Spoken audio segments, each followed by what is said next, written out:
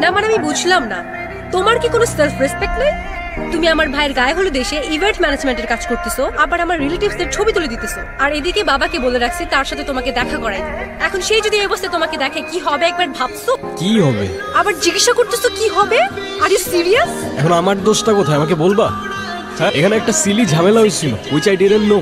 আমার কিছু করার ছিল না, বান্টি আমাকে বারবার কল দিয়ে জ্বালায় মারতেছিল। ইভেন আমি ওকে বলেও রাখছিলাম যেন আমাকে কল না করে, আমার যেন এখানে আসতে না হয়। বাট টিমটা তো আমার, কোনো প্রবলেম হইলে আমাকেই তো দেখতে হবে, রাইট? ব্রায়ান, অনেক হয়েছে তুমি আর তোমার এই ফালতু। মানুষের বয়ফ্রেন্ড ডাক্তার হয়, ইঞ্জিনিয়ার হয়, আর তুমি হইছো একটা ইভেন্ট ম্যানেজার। আজ যাইরা বাবা যদি জানতে পারে তুমি একটা ইভেন্ট ম্যানেজমেন্টে কাজ করো, কোনোদিন তোমার সাথে আমাকে বিয়ে দিবে না। এখন আমি তো এইটাই করি, it is what it is. কি করবো আমি এটার ব্যাপারে? তোমার কিচ্ছু করা লাগবে না, তুমি তাকিয়ে তাকিয়ে দেখো আর অন্য আরেকজন এসে আমাকে বিয়ে করে নিয়ে যাক, তখন এসে ছবি তুলি। এই, তোমার কি আমার এক্সপেরিয়েন্স সম্পর্কে কোনো ধারণা নেই? এই কাজ করে তুমি আমাকে হ্যাপি রাখতে পারবা? এখন তোমার এই কথাগুলোর কি উত্তর দিব আমি তো জানি না। আমি যতদূর জানি ভালো থাকতে খুব বেশি কিছু তো লাগে না, পকেটে 2 বেলার খাবার, বাসা ভাড়ার খরচটা, আর পাশে ভালোবাসার মানুষটা থাকলেই তো এনাফ হবার কথা না? এই, তোমার এসব ইনস্টাগ্রামের রিলসের ডায়লগ আমাকে শোনায়। গত 2 বছর একই কথা বলে আসতেছে। বাবা অলরেডি আমার জন্য একটা ছেলে ঠিক করে রাখছে, তার বাবা অনেক rich. As soon as possible তুমি যদি ভালো একটা জব আর বিজনেস না করতে পারো, আমার কোনো কিছু করা থাকবে না। বাবার পছন্দ করা ছেলেকে আমি বিয়ে করে ফেলবো। আরে আমাকে একটু টাইম তো দাও না, মাত্রই তো বিজনেসটা স্টার্ট করলাম, একটু ওয়েট করো। এরপর যদি ভালো কোনো রেজাল্ট না আসে, দরকার হয় আমি প্রফেশন সুইচ করে ফেলবো, আই প্রমিস। বিজনেস? এটা কোনো বিজনেস হইলো? কয় টাকা আসে এটা থেকে বলবা? এই, তুই এখানে কি করছিস? কত কাজ পড়ে আছে ওখানে। এই তো মা আসছি, তুমি যাও। আন্টি আসসালামু আলাইকুম। ওয়ালাইকুম সালাম। মায়ের সাথে যোগাযোগ করছস? না।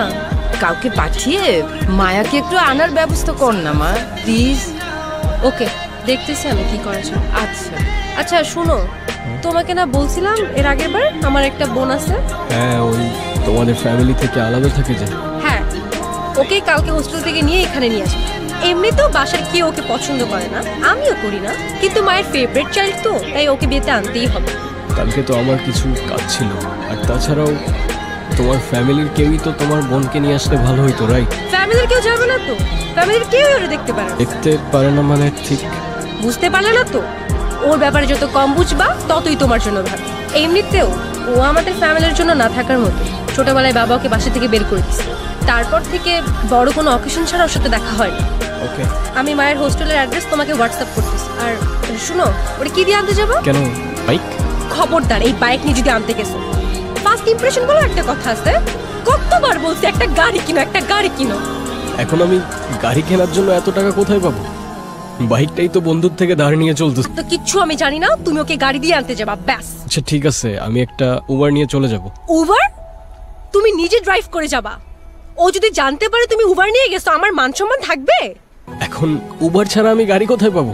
কোথায় বাবা মানে? ম্যানেজ করো। উফ, কেন যে আমি তোমার ভালোবাসতে গেছিলাম? বাবার পছন্দ করা ছেলের বিয়ে করলেই ভালো হইতো। বাবা